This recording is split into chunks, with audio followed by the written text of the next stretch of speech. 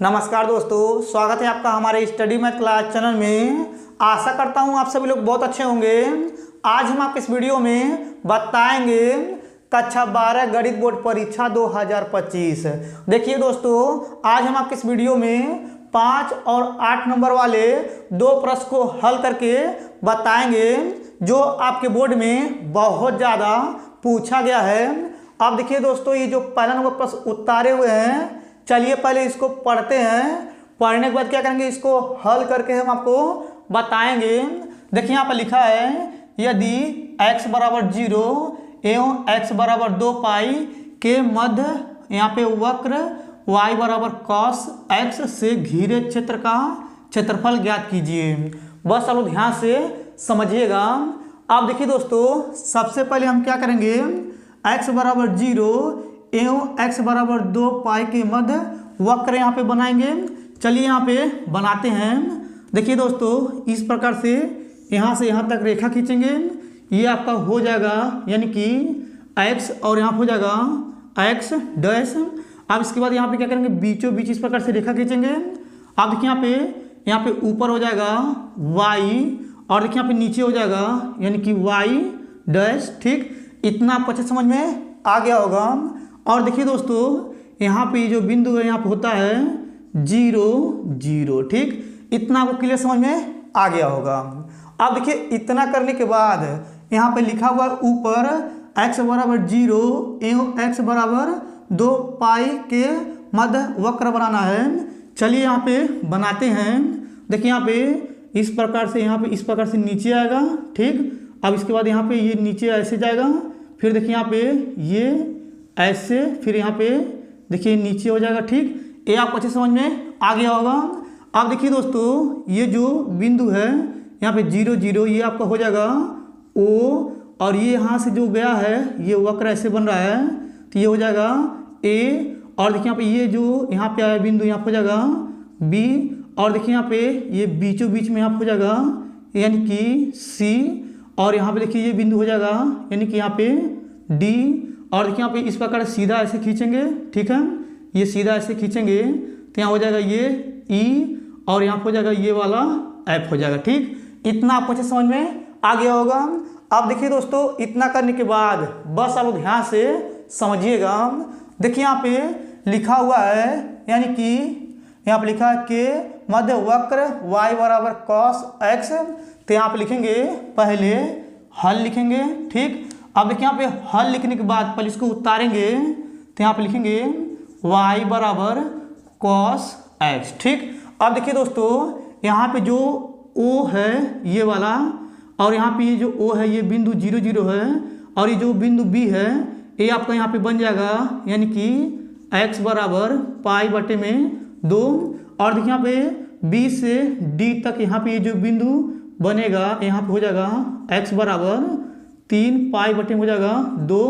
और देखिए जो F वाला बिंदु है यहाँ पे ये बनेगा यानी कि यहाँ पे हो जाएगा x बराबर 2 पाई। ठीक, इतना आपको क्लियर समझ में आ गया होगा।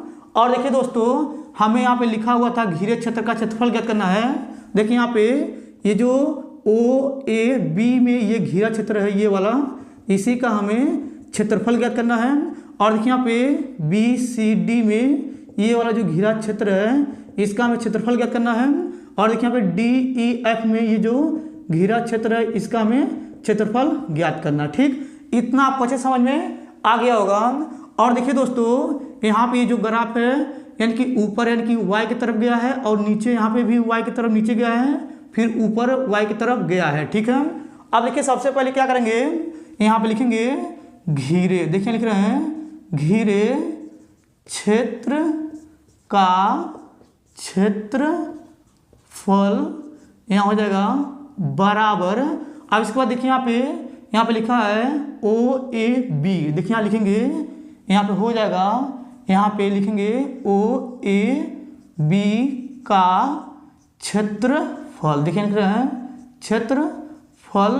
फिर इसके बाद यहाँ पे देखिए यहाँ पे प्लस लगा देंगे, फिर यहाँ लिखेंगे BCD। देखिए लिखेंगे BCD का क्षेत्रफल, और यहाँ पे यानी कि फिर प्लस लगा देंगे। अब इसके बाद यहाँ हो जाएगा DEF, तो यहाँ पे लिखेंगे DEF का क्षेत्रफल। ठीक है, इतना आपको अच्छे समझ में आ गया होगा। अब देखिए दोस्तों, इतना करने के बाद फिर यहाँ पे बराबर लगाएंगे। अब देखिए यहाँ पे इस प्रकार से समाकलन बनाएंगे और देखिए यहाँ पे इसका जो लिमिट होगा, देखिए यहाँ पे OAB में अगर आप लोग ध्यान से देखेंगे ये बिंदु और ये जो बिंदु है ये O बिंदु हो जाएगा आपका 0 और ये B बिंदु हो जाएगा π/2, तो यहाँ हो जाएगा 0 और यहाँ हो जाएगा π/2 और यहाँ पे लिखेंगे यानी कि y और यहाँ हो जाएगा यानी कि dx। ठीक, अब देखिए यहाँ पे ग्राफ ऊपर की तरफ गया था यानी कि y की तरफ गया था, इसीलिए यहाँ पे y लिखे हैं। अब देखिए यहाँ पे फिर नीचे ग्राफ गया यहाँ पे BCD का y की तरफ, मगर नीचे होता है माइनस, ऊपर होता है प्लस, नीचे आया तो माइनस लेंगे, तो यहाँ हो जाएगा माइनस, यहाँ पे लिखेंगे समाकलन इसका लिमिट हो जाएगा यानी कि B से D, यानी कि B का जो मान है यहाँ पे x बराबर π/2 है, तो यहाँ लिखेंगे π/2 और देखिए यहाँ पे जो D का मान है 3π/2, तो यहाँ लिखेंगे 3π/2 हो जाएगा 2 और यहाँ हो जाएगा y dx, फिर यहाँ पे प्लस लगा देंगे और यहाँ हो जाएगा समाकलन। अब देखिए यहाँ पे ये ग्राफ ऊपर की तरफ गया है, तो यहाँ हो जाएगा y और देखिए ऊपर जो होता है प्लस में होता है इसलिए प्लस लगा यहाँ पे, और देखिए इसका जो लिमिट हो जाएगा D बिंदु और F बिंदु D पे, यहाँ पे इसका लिमिट जो है 3π/2 है, तो यहाँ लिखेंगे 3π/2 और देखिए यहाँ जो F वाला है x बराबर 2π है तो ऊपर हो जाएगा 2π और यहाँ लिखेंगे dx। ठीक, इतना आपको अच्छे समझ में आ गया होगा।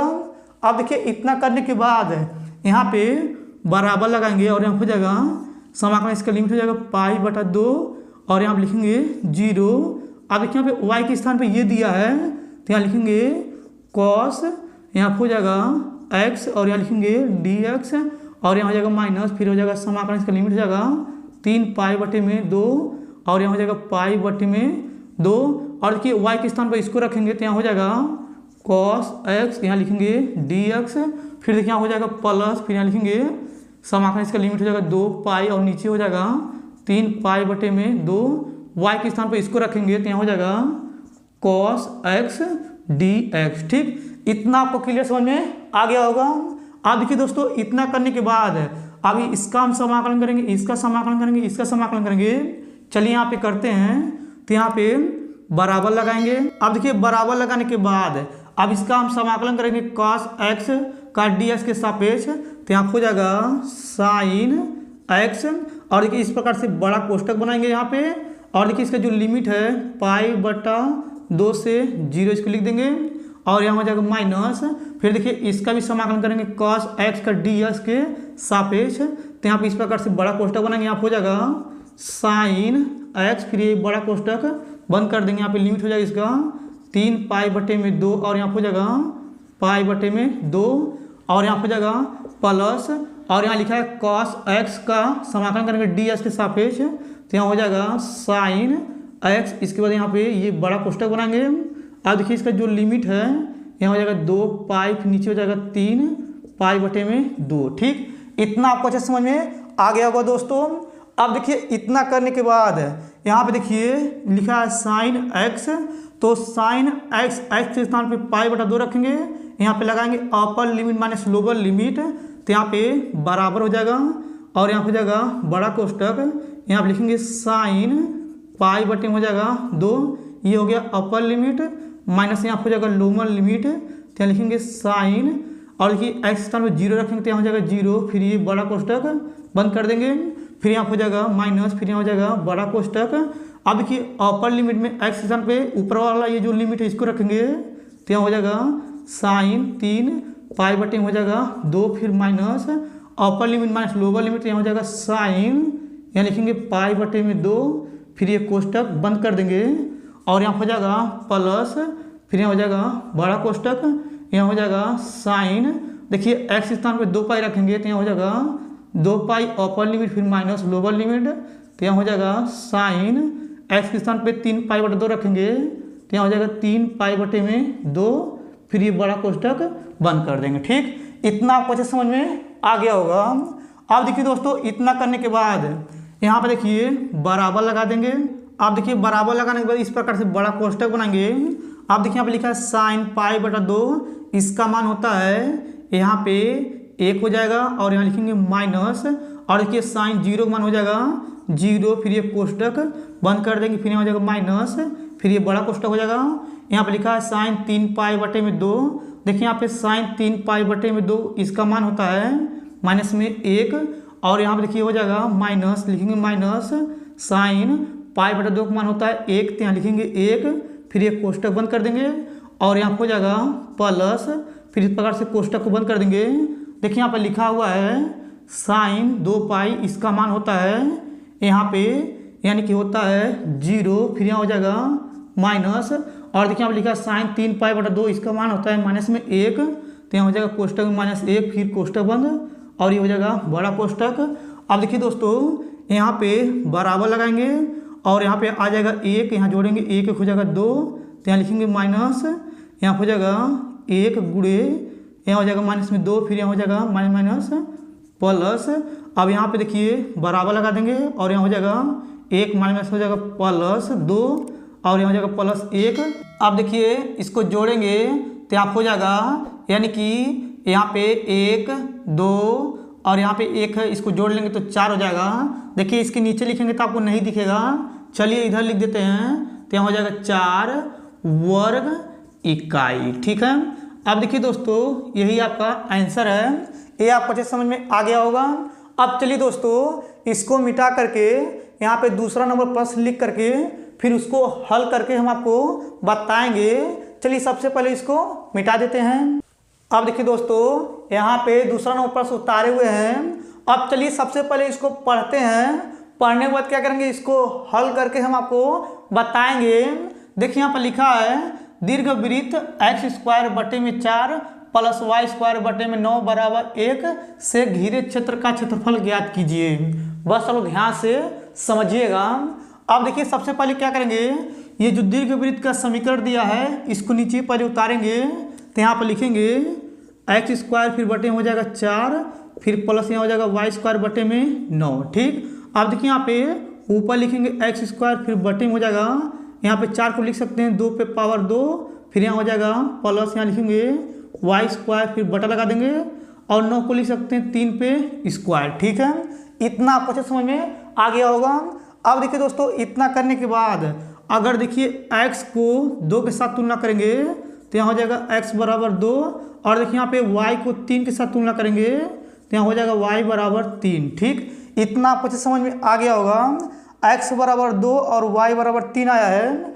अब इसके बाद क्या करेंगे, इसी दोनों की सहायता से यहाँ पे देखिए लिखा है दीर्घ वृत्त, यहाँ पे बनाएंगे। चलिए यहाँ पे बनाते हैं, बस हम ध्यान से समझिएगा। आप देखिए दोस्तों इस प्रकार से ये रेखा खींच रहे हैं, और देखिए यहाँ पे ये बीच में रेखा खींचेंगे, और यहाँ होता है x और यहाँ होता है यानी कि x डैश होता है, और देखिए यहाँ पे ऊपर होता है y, और देखिए नीचे होता है y डैश। ठीक, इतना आपको क्लियर समझ में आ गया होगा। अब देखिए दोस्तों यहाँ पे लिखा x बराबर 2, देखिए यहाँ पे ये x है तो यहाँ हो जाएगा 1 और यहाँ हो जाएगा 2। ठीक, और देखिए यहाँ पे लिखा है y बराबर 3 तो यहाँ हो जाएगा 1 2 और यहाँ हो जाएगा 3। ठीक है, अब इसके बाद क्या करेंगे, यानी कि x पे 2 और y पे 3, ऐसे देखिए इस प्रकार से दीर्घ वृत्त बनाएंगे। चलिए इसमें बनाते हैं, बस आप ध्यान से समझिएगा। देखिए दोस्तों इसको इस प्रकार से ऐसे खींचेंगे, और देखिए इसको जो है इस प्रकार से ऐसे खींचेंगे, और देखिए यहाँ पे ये मान लीजिए 2 ये है, फिर ऐसे इसको खींचेंगे। ठीक, और देखिए ये इसको ऐसे खींचेंगे। ठीक है दोस्तों, ये आपको अच्छे समझ में आ रहा होगा, आप लोग अच्छे से इसको बना लीजिएगा।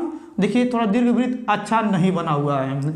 आप देखिए यहाँ पे ये जो बिंदु है 2 है तो आप हो जाएगा यानी कि ये 2 हो जाएगा, और देखिए ये जो बिंदु है 3 है, 3 लिख देंगे, और देखिए यहाँ पे बीच में होता है यानी कि यहाँ होता है 0 0। ठीक, इतना आपको अच्छे समझ में आ गया होगा। अब इसके बाद हमें क्या करना है, ये जो दीर्घ वृत्त बना हुआ है देखिए यहाँ पे ये वाला, ठीक, और ये वाला, और देखिए ये वाला, और ये जो वाला है, यानी कि इस चारों का घिरे क्षेत्र का क्षेत्रफल क्या करना है, बस आप ध्यान से समझिएगा। अब देखिए दोस्तों, सबसे पहले यहाँ पे लिखेंगे हल। ठीक, अब देखिए यहाँ पे हल लिखने के बाद इसको पहले उतारेंगे तो यहाँ पे लिखेंगे एक्स स्क्वायर बटे में हो जाएगा 4, फिर लिखेंगे प्लस वाई स्क्वायर बटे में हो जाएगा 9, फिर बराबर हो जाएगा 1। ठीक, इतना आपको अच्छे समझ में आ गया होगा। अब देखिए दोस्तों, इसको उधर पक्षांतर कर देंगे तो यहाँ पे बचेगा वाई स्क्वायर फिर बटे में हो जाएगा 9, फिर बराबर यहाँ पे हो जाएगा 1 माइनस, इसको इधर फेंकेंगे तो माइनस में आ जाएगा, तो यहाँ लिखेंगे एक्स स्क्वायर फिर बटे में हो जाएगा 4। अब इसके बाद देखिए आप लिखेंगे वाई स्क्वायर फिर बटे में हो जाएगा 9, फिर बराबर लगा देंगे। अब देखिए यहाँ पे 1 के नीचे 1 लगाएंगे, 4 से गुणा करेंगे 1 में, तो यहाँ हो जाएगा 4, फिर माइनस यहाँ हो जाएगा एक्स स्क्वायर, इसका एलसीएम लेंगे नीचे हो जाएगा 4। ठीक, अब देखिए दोस्तों, इसको हम मिटा दे रहे हैं। अब देखिए इसको मिटाने के बाद अब इसके बाद यहाँ पे क्या करेंगे, यहाँ पे लिखेंगे यानी कि वाई स्क्वायर बराबर 9 से इसमें गुणा कर देंगे तिर्यक का, तो यहाँ हो जाएगा 9 और बटे हो जाएगा 4, और यहाँ पे लिखेंगे कोष्टक में यहाँ हो जाएगा 4 माइनस एक्स स्क्वायर, फिर कोष्टक बंद कर देंगे। अब देखिए दोस्तों, इतना करने के बाद ये जो वाई स्क्वायर है इस स्क्वायर को इधर फेंकेंगे तो यहाँ हो जाएगा वाई बराबर ये सब करनी में आ जाएगा, तो यहाँ हो जाएगा करनी में 9/4, और यहाँ लिखेंगे यानी कोष्टक में 4 माइनस एक्स स्क्वायर। अब इसके बाद देखिए यहाँ पे लिखेंगे y बराबर यहाँ पे लिखेंगे 3 गुणे 3 और नीचे लिखेंगे 2 गुणे 2, तो ये करनी से बाहर आ जाएगा दोनों, तो यहाँ हो जाएगा 3/2, और देखिए इसके बाद करनी बना देंगे, यहाँ हो जाएगा 4 माइनस एक्स स्क्वायर। ठीक, इतना आपको क्लियर समझ में आ गया होगा। और देखिए दोस्तों, ये जो दीर्घ वृत्त बना हुआ है आप लोग इसको स्केल की सहायता से अच्छे से बना लीजिएगा। अगर आप लोग इस दीर्घ वृत्त को देखेंगे, देखिए यहाँ पे ये पहला है, ये दूसरा है, और ये तीसरा है, और ये चौथा है। अगर हम लोग यानी कि यहाँ पे क्या करेंगे, किसी एक का यानी कि मान लीजिए ये वाला जो है इसका हम क्या करेंगे, घेरे क्षेत्र का क्षेत्रफल निकालेंगे, उसके बाद क्या करेंगे 4 से उसमें गुणा कर देंगे तो चारों का निकल जाएगा। अब चलिए इसके बाद क्या करते हैं, इसके नीचे लिखते हैं, तो यहाँ पे लिखेंगे घेरे, देखिए लिख रहे हैं घेरे क्षेत्र का क्षेत्रफल, फल यहाँ हो जाएगा बराबर। अब इसके बाद यहाँ पे लिखेंगे समाकलन, यहाँ पे देखिए इसका लिमिट हो जाएगा, देखिए यहाँ पे ये जो है 0 है और ये जो 2 है, और ये जो ग्राफ है ऊपर की तरफ जा रहा है, तो यहाँ पे इसका लिमिट हो जाएगा 0 से 2। और देखिए जो ग्राफ है यानी कि एक्स एच पे तो है मगर ये ग्राफ ऊपर की तरफ जा रहा है, तो यहाँ पे हो जाएगा यानी कि y, और यहाँ पे लिखेंगे यहाँ पे हो जाएगा यानी कि dx। ठीक, और देखिए यहाँ पे ये 4 है ना पूरा, देखिए यहाँ पे 4 है तो यहाँ हो जाएगा 4। ठीक, इतना आपको अच्छे समझ में आ रहा होगा। हम किसी एक को चाहे इसको ले सकते हैं, चाहे इसको ले सकते हैं, चाहे इसको ले सकते हैं, और चाहे इसको ले सकते हैं। उसके बाद क्या करेंगे 4 से गुणा कर देंगे। ठीक, इतना क्लियर समझ में आ गया होगा दोस्तों। अब इसके बाद यहाँ पे बराबर लगाएंगे, यहाँ पे लिखेंगे यानी कि 4, और यहाँ हो जाएगा समाकलन, इसका लिमिट हो जाएगा 2 से 0। और देखिए y के स्थान पे इसको रखेंगे, देखिए ये वाला है ना, इसको रखेंगे तो यहाँ हो जाएगा 3/2, और यहाँ जाएगा करनी में 4 माइनस एक्स स्क्वायर, और यहाँ लिखेंगे dx। ठीक, ये भी आपको अच्छे समझ में आ गया होगा। अब इसके बाद क्या करेंगे, यहाँ पे जो 3/2 इसको बाहर ले लेंगे, चलिए इधर करते हैं, तो यहाँ हो जाएगा यानी कि बराबर, यहाँ लिखेंगे 4 गुणे में 3/2, और यहाँ पे जाएगा समाकलन ऊपर हो जाएगा 2, और यहाँ पे नीचे हो जाएगा 0, और यहाँ पे बचेगा करनी में 4 माइनस एक्स स्क्वायर, और यहाँ पे जाएगा dx। 2 से इसको काटेंगे तो यहाँ जाएगा 2 दूनी 4, फिर बराबर लगा देंगे, 2 से गुणा करेंगे 3 में तो यहाँ हो जाएगा 6, फिर यहाँ हो जाएगा समाकलन, इसका लिमिट हो जाएगा 2 से 0, फिर यहाँ हो जाएगा करनी में 4 माइनस एक्स स्क्वायर, और यहाँ हो जाएगा dx। अब देखिए दोस्तों, इतना करने के बाद बस आप लोग ध्यान से समझिएगा। अब देखिए दोस्तों, ये जो आया है इसका एक फार्मूला होता है समाकलन का, चलिए यहाँ पे लिखते हैं। हम जानते हैं यहाँ हो जाएगा समाकलन, करनी में हो जाएगा a square minus x square dx बराबर यहाँ हो जाएगा x/2, और यहाँ हो जाएगा करनी में a square minus x square, और यहाँ हो जाएगा प्लस a स्क्वायर फिर बटे में हो जाएगा 2। अब देखिए यहाँ पे दोस्तों इसको हम मिटा दे रहे हैं, इसका कोई काम नहीं है। अब इसके बाद यहाँ पे लिखेंगे यानी कि साइन इनवर्स x/a हो जाएगा। ठीक है, देखिए यहाँ पे इसका ये फार्मूला होता है। अब इसके बाद क्या करेंगे, ये जो है ना ये ही फार्मूला इसमें लगाएंगे।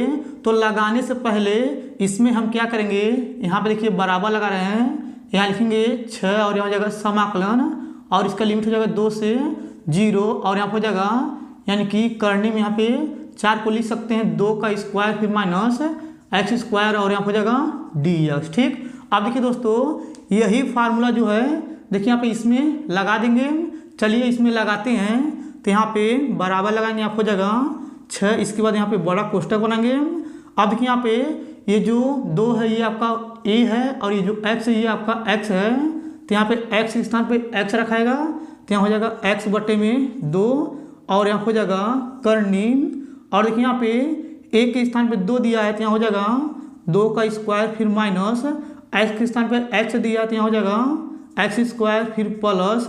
और देखिए यहाँ पे a के स्थान पे दिया है 2 तो यहाँ लिखेंगे 2 का स्क्वायर फिर बटे में हो जाएगा 2 और यहाँ हो जाएगा साइन इनवर्स। और देखिए यहाँ पे x के स्थान पे x हो जाएगा और a के स्थान पे 2 हो जाएगा तो यहाँ बटे में हो जाएगा 2 और यहाँ पे बड़ा कोष्ठक बनाएंगे।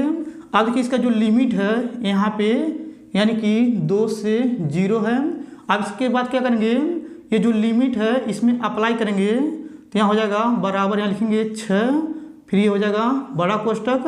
अब देखिए दोस्तों यहाँ पे पहले अपर लिमिट यानी कि जहाँ पे x रहेगा उसके स्थान पे 2 रखेंगे तो यहाँ हो जाएगा 2 बटे में 2 और यहाँ हो जाएगा करनी, यहाँ लिखेंगे 2 का स्क्वायर फिर माइनस x के स्थान पे 2 रखेंगे तो यहाँ हो जाएगा 2 का स्क्वायर फिर यहाँ हो जाएगा प्लस, यहाँ हो जाएगा 2 दूनी 4 फिर बटे में हो जाएगा 2 और यहाँ पे लिखेंगे साइन इनवर्स x के स्थान पे यहाँ हो जाएगा 2 फिर बटे में हो जाएगा 2। ये हो जाएगा अपर लिमिट। फिर माइनस लोअर लिमिट, जहाँ पे x रहेगा उसके स्थान पे 0 रखेंगे। चलिए इसमें रखते हैं तो यहाँ हो जाएगा 0 बटे में 2 और यहाँ हो जाएगा करनी, यहाँ पे लिखेंगे 2 का स्क्वायर फिर माइनस 0 का स्क्वायर और यहाँ हो जाएगा प्लस, यहाँ पे लिखेंगे यानी कि देखिए यहाँ पे ये हो जाएगा 2 का यहाँ पे स्क्वायर फिर बटे में हो जाएगा 2 और यहाँ पे लिखेंगे साइन इनवर्स x के स्थान पे 0 रखेंगे तो यहाँ हो जाएगा 0 बटे में 2 और उसके बाद ये बड़ा कोष्ठक बना देंगे। इतना करने के बाद फिर यहाँ पे बराबर लगाएंगे, यहाँ पे लिखेंगे 6 फिर यहाँ हो जाएगा बड़ा कोष्ठक। अब देखिए यहाँ पे ये 2 से 2 काट देंगे और देखिए यहाँ पे 2 का वर्ग 4 2 का वर्ग 4 हो जाएगा, 4 में 4 काटेंगे ये 0 होगा, ये पूरा खत्म हो गया। और देखिए यहाँ पे क्या करेंगे 2 से 4 को काटेंगे तो यहाँ हो जाएगा 2 तो यहाँ लिखेंगे 2 और देखिए यहाँ पे 2 से 2 काटेंगे तो यहाँ हो जाएगा साइन इनवर्स 1 हो जाएगा और देखिए यहाँ हो जाएगा माइनस, ये देखिए 0 है तो 0 में भाग करेंगे तो ये 0 हो जाएगा, साइन 0 मान 0 हो जाएगा, ये पूरा 0 हो गया। तो यहाँ पे 0 लिख देंगे फिर ये बड़ा कोष्ठक बंद कर देंगे फिर यहाँ हो जाएगा बराबर 6 और यहाँ पे बड़ा कोष्ठक यहाँ पे लिखेंगे 2 और देखिए यहाँ पे लिखा साइन इनवर्स 1, इसको हम लिख सकते हैं गुणे, यहाँ हो जाएगा साइन इनवर्स, यहाँ पे लिख सकते हैं साइन पाई बटे में 2, ये कोष्ठक बन फिर हो जाएगा बड़ा कोष्ठक फिर यहाँ पे बराबर लगेंगे, यहाँ पे लिखेंगे 6 और ये हो जाएगा बड़ा कोष्ठक, साइन से साइन काट देंगे तो यहाँ बचेगा 2 गुणे पाई बटे में हो जाएगा 2। फिर देखिए इसके बाद क्या करेंगे, ये 2 से 2 कट जाएगा तो यहाँ बचेगा यानी कि 6 पाई और यहाँ हो जाएगा वर्ग इकाई। ठीक है, अब देखिए दोस्तों ये जो आया है यही इसका फाइनल आंसर है। ये आपको अच्छे समझ में आ गया होगा। और देखिए यहाँ पे दोस्तों यहाँ पे ये जो दीर्घ वृत्त बनाए थे ये थोड़ा सा अंडे के आकार का बनेगा ऐसे, तो आप लोग इसको अंडे के आकार को बनाइएगा। थोड़ा चित्र बनाने में मिस्टेक हो गया है क्योंकि हम स्केल से नहीं बना रहे हैं। अब देखिए दोस्तों अगर आपको ये दोनों क्वेश्चन अच्छे समझ में आ गया होगा तो आप लोग मेरे वीडियो को लाइक और कमेंट जरूर कर दीजिएगा। अगर आप लोग मेरे चैनल पर नहीं होंगे तो आप लोग मेरे चैनल को सब्सक्राइब जरूर कर दीजिएगा। धन्यवाद दोस्तों।